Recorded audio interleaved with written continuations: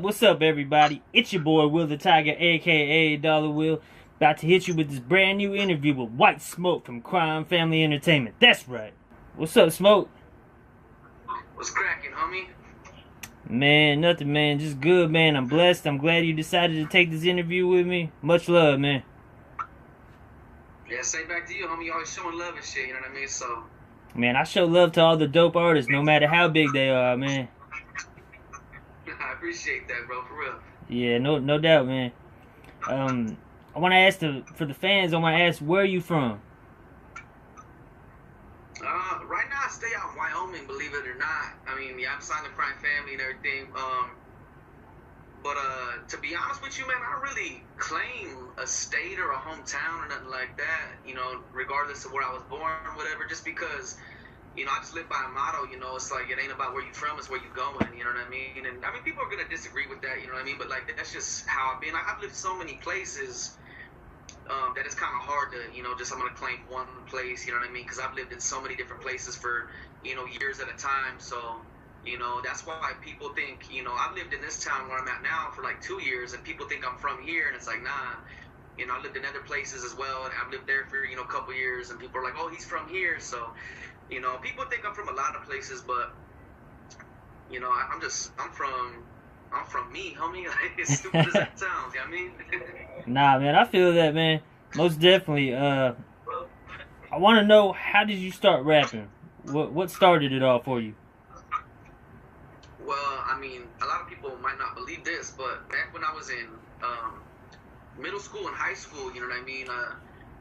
I used to be bullied and shit, you know, sometimes. And the way I seen it, I was like 14, man, and I woke up one day on everything I love, man. And I woke up one day and decided I was gonna be a rapper. I'm like, you know, I told my moms, and she didn't fucking believe me, you know what I mean? She's like, okay, whatever, that's cool, man. And Yeah.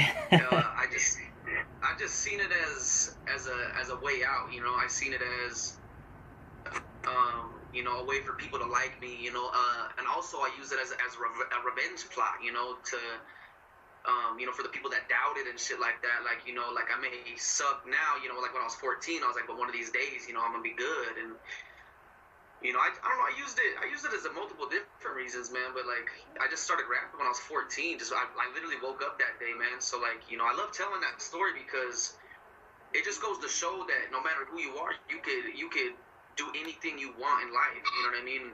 I mean, for me to wake up when I'm 14 years old, you know, I'm like, hey, man, I'm gonna rap, and then now look where I'm at now, you know, like, you could do anything with your life, bro, so I like to tell people that, you know what I mean, so, hell yeah. That's good shit, man. Most definitely. I'm sure that's probably going to inspire other people, too, that might be in the same position you were in. Yeah. Well, a question I really want to know is because, like, I don't know if I would know who you are right now if it wasn't for Mr. Criminal. Because I've been following Criminal forever, man. I've been a huge fan of Mr. Criminal. Man, I've been listening to his music for a long-ass time, man. How'd you hook up with crime? Same here. I mean, you know, just like you, I've been bumping Criminal since I was like 11, 12 years old, you know what I mean? Always, you know, loved his music and stuff, and, you know, shout out to the homie Criminal. Shout out to the whole Crime Family shit. What's up, everybody? I was, believe it or not, man, I was actually chilling at Pizza Hut, homie, and I had a message request on my Instagram. And, you know, I figured it was just like, just a random fan or something like that for my music. So a lot of times, you know, I open my message request, but sometimes I don't, you know. And, well, I opened it that day. And it was from a whole day prior, and it was Mr. Criminal. And all he said was, what's up, homie? I'm digging your shit. And at first I couldn't believe it. I'm like, nah, this ain't even his account. Like, this is a fake account. Like, you know what I mean? And so I clicked on the account, and it was him. So, I messaged him back right away, and I was like, damn, you know, this is a day old, like, fuck.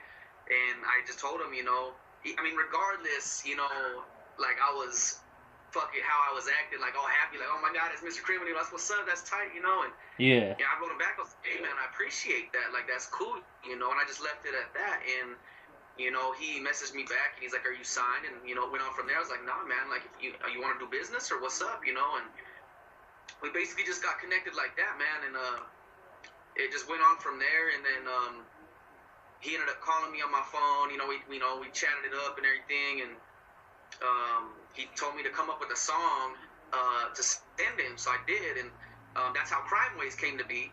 I bought the beat online. I recorded the hook and everything, and I actually had a homegirl of mine do the hook at first, but it just didn't work. Nothing against her. Like she's still my homegirl and shit. It's just it didn't fit for the song, I guess. So I did a different hook. Actually, no, I actually did the whole. How the hook goes on Crime Waves. I can't remember how I did it, but that was actually just in there like one time, and Criminal chopped the beat up and actually made that the hook, which I thought was dope as fuck. And like he called me like excited, like, hey man, this shit's got got my studio on fire. And I was like that's fucking dope, and that's basically how Crime Waves came to be, and that's what initially started the whole signing process and everything. And it was just it's a good experience, and it's been a good experience. You know what I mean? So that's pretty much how I got hooked up with Criminal. Man, that's a good story though, man, for real. Before you signed with Criminal, what were you doing? Were you on your own or what? I was prostituting. You didn't make enough money, did you? Hell no. Nah, man. I was making music. You know what I mean? Working 9 to 5 and shit like that. You know how it go. And but I was, I was in college, to be honest with you. I went for 1 semester. But I mean, people may hate on this, but I didn't go to college to the music program to get a degree. I went for the money. I'm street smart, homie. I was like, there's motherfucking grants there for free. Like, I'm getting that money. You know what I mean? So you might as well, man. I actually went to, yeah, real though. So I mean, I went to college and I got the grant money and everything. My whole plan was, I'm gonna do my classes and whatever, to get this money, and then I'm gonna put this money into my album, Guess Who, which was my first debut album, my freshman album, and because Guess Who was released under me, you know what I mean, and we recorded that here in my homie's studio. Shout out to my homie Polo. He's actually upstairs right now, but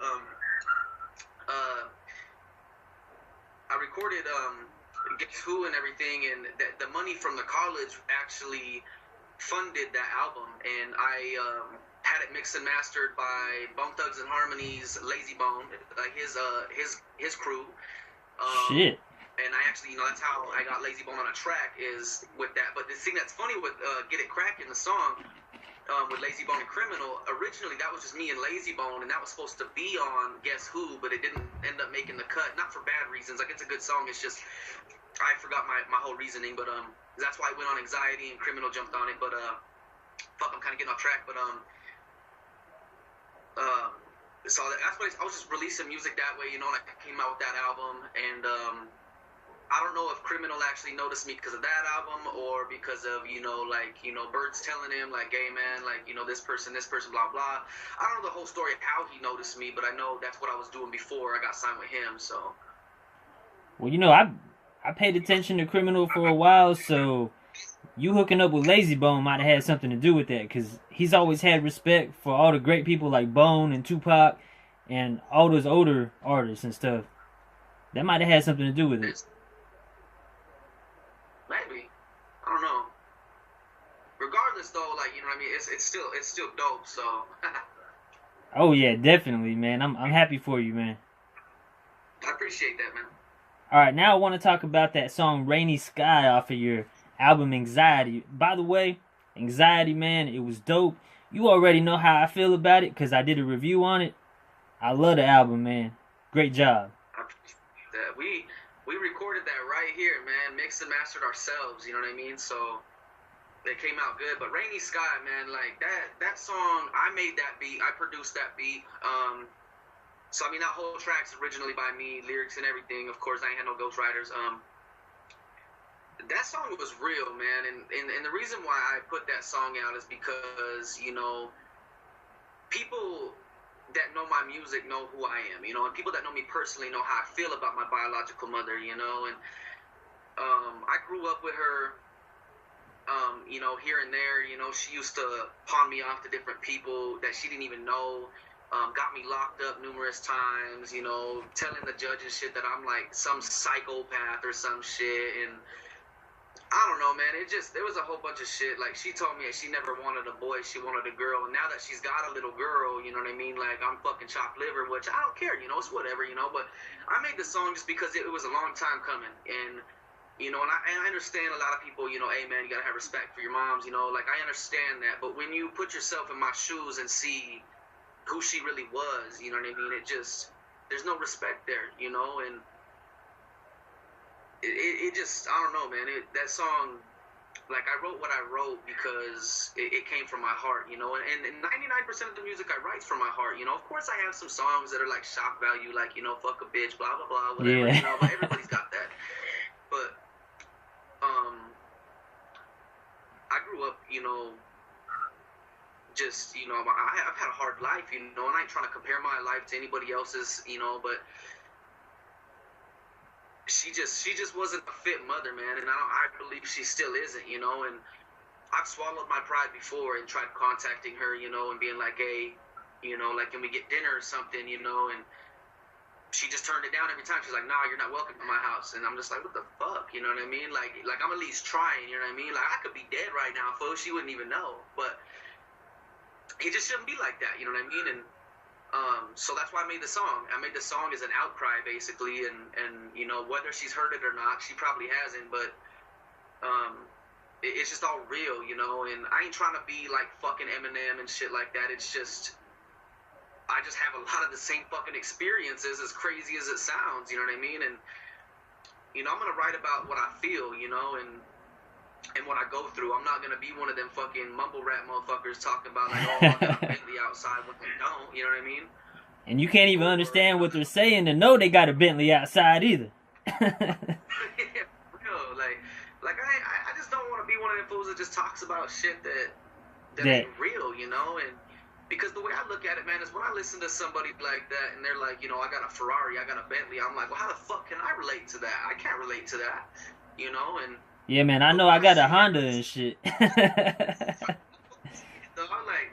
but when I sit here and I spit about some real shit like that, like, people feel it, you know, just like how you felt it. Like, people relate to that shit, whether it's about their moms or their pops or their sister, brother, doesn't matter. Like, they can sit there and be like, man, I got fucked up family issues too, you know. And I use that. I use a lot of that to excel with my fan base, you know. I kind of pay attention to what they're talking about online, and you know what I mean. If I see, you know, 100 fucking people one day complaining about, you know, their brother died or something like that, I'm gonna use that. I'm probably gonna put something like that in a song because I know that they can relate to it, and that's gonna get more plays. You know what I mean? I try to be smart with what I write, just for the more relatable experience. But I like to be relatable anyway. You know what I mean? Just that so people can feel the shit. Because, you know, when I listen to music, I'm trying to feel, you know, whether it's anger or sadness or whatever, man, I want to feel it. You know, so when I put out a song and somebody tells me, like, hey, man, I cried to this shit, you know, like, that makes me feel good, not in a selfish way, but in a way that I did my job, you know what I mean? Like, I've had, like, one of my old homies, man, I'm talking, like, you know, big buff, you know, fucking, you know, big gangster motherfucker told me he cried to one of my songs, man, and, like, and it ain't no bitch shit. That's just real shit, you know. If you can spit some shit on a song to make a grown man cry, man, like, that's when you know you're doing something right, because you said some real shit that actually touched somebody, you know what I mean? And I think that's what's up. That's dope. Yeah, you know, I agree, man, and that's one of the reasons I appreciate you as an artist, because I can feel that shit, man. Like I said in that reaction video the other day, man, I be getting chills and shit when you rap about real shit. That's how it was with Rainy Sky, man. You just sit back and vibe. And, you know, I had a great mother. Great mother, great father, but I can still feel your pain, though. And I appreciate you bringing the track to life.